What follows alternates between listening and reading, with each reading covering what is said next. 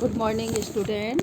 In the previous videos, we have discussed the chapter The Ashes That Made Trees Bloom. Today, we will discuss the question answer of this chapter. Page 63. The old farmer is a kind person. What evidence of his kindness do you find in the first two paragraphs? The old farmer had a dog named Mukko. He loved it like his own baby.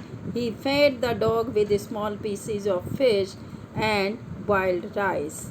He was patient and kind to all living things. This shows that the old farmer was a kind person. Now see question number 2. What did the dog do to lead the farmer to the hidden gold? The dog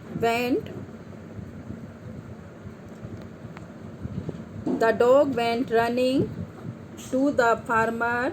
He put his paws against his legs and motioned with his head to some spot. It was the place where the gold was hidden. Now see question number 3. How did the spirit of the dog help the farmer first?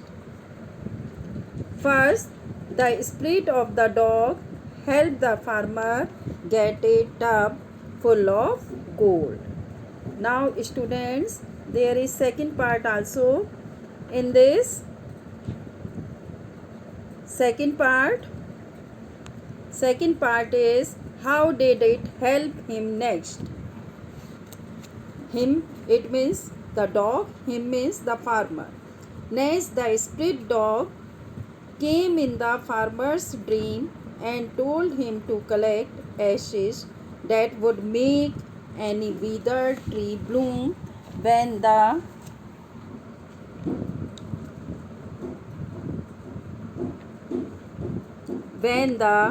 procession of the daimyo passed by their village.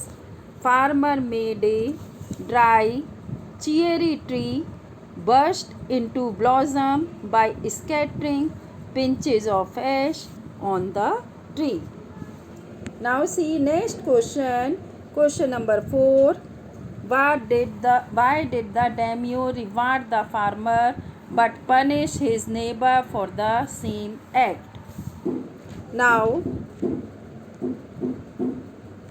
the wicked farmer tried to do the same act by throwing a handful of ash over daimyo and his procession. However, this time the particle did not transform the withered tree. Instead, the wind blew the fine dust in the nose and eyes of the daimyo and his wife, who started sneezing and choking.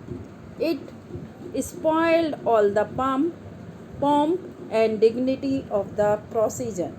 So students, you have seen in this story how the God helped the hard working farmer and how did the God punish to the wicked neighbor. So students, you are able to understand this. Thank you students. Thank